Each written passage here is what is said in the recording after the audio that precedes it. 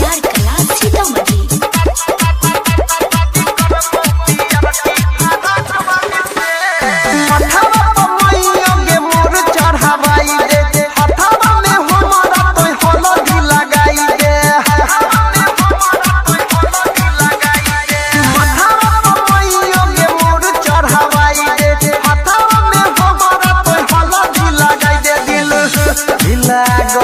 छौरी बढ़ती ना कवाली से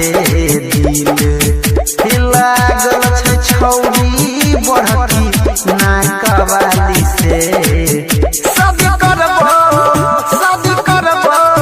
शादी करबो के मम्मी फराक वाली से शादी करबो पियर की फराक वाली से शादी करबो पियर की फराक वाली से।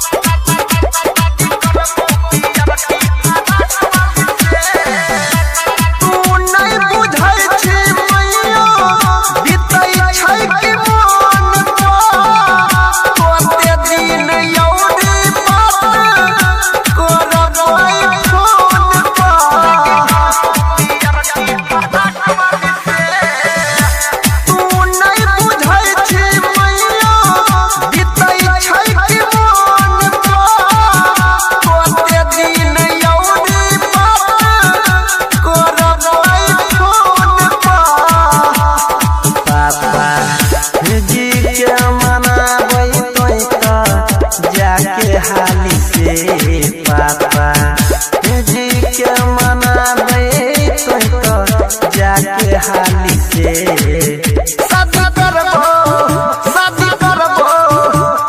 करबो के मैयो फराक वाली से शादी करबो पियर की फराक वाली से शादी करबो के मम्मी।